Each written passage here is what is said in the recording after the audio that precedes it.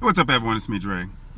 Now, around this time last year, or I should just rewind a little bit to June 27, 2016, there was the BET Awards, and during the awards, Jesse Williams, he gets up and he makes a very impactful speech. During his speech, he talks about how the police somehow managed to disarm, de-escalate, and not kill white people every day.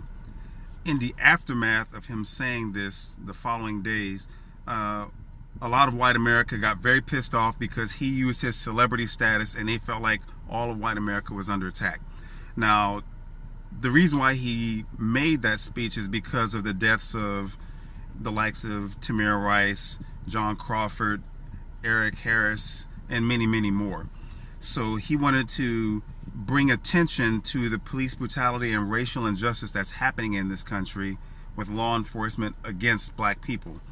And of course, white people being pissed off, they reached out to his employer. They signed petitions because he works for ABC, more particularly or more specifically, Grey's Anatomy, a hit show that's been on for several years, and he has a recurring role. So white people wanted him to be terminated because they felt like he was being a racist. Of course, he gave thanks to his parents who are black and white, he being biracial, of course. But he acknowledges and he embraces his black side, not to discount his white half, but he understands that the impact and the things that he sees happening to black people in America and how white people dismiss what's happening to black people in America. Now, a few days after that, July 5th, in Baton Rouge, Louisiana, Alton Sterling, he's outside of a convenience store selling CDs. Someone calls the police on him, and you have someone who has their phone cam, and there's also a different perspective, but you see Alton Sterling be executed by the police.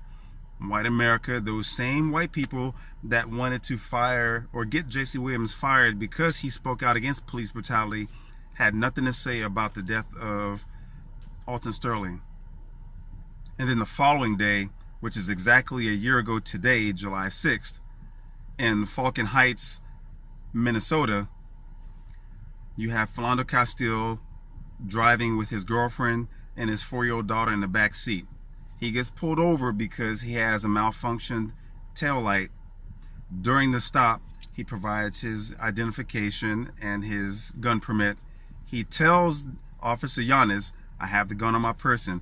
There's a new video from the police dash cam that was put out, and you see the interaction because at first the world got to see Philando Castile with his dying breath, bullet holes and all, and the cops screaming into the car after he had shot him 7 times. You watch the video from the dash cam and you see where Yanis is telling Castile to not reach, and you hear specifically Castile saying, "I'm not reaching." And then you see Yanis kind of reach forward into the car and discharge his firearm 7 times. 7 times. Didn't care to call for medical assistance. And then from the perspective of the girlfriend's phone, you see as Castile is basically slumped in his seat and he takes his last breath. So we all see him die. And once again, just like with Alton Sterling, the same angry white people that wanted to get Jesse Williams fired for speaking out against police brutality had nothing to say. With the exception in both cases, Alton Sterling and Philando Castile, how he should have complied.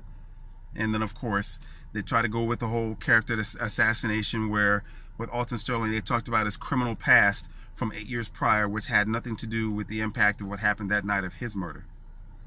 So I just wanted to make this video because this is the anniversary of the death of Philando Castile and the anniversary of the death of Alton Sterling. Did I know them personally? No. As a Texas resident, I see these stories and I take it upon myself to speak about it primarily because I'm a black man, I am a licensed gun owner, and something like this could potentially happen to me. And of course, those who prejudge me might say that, oh well, he's a thug and all that.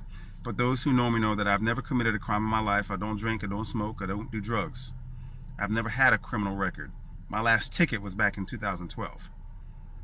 But for a black man to speak out, there's always going to be that prejudgment simply because My skin is my sin. I've always said this.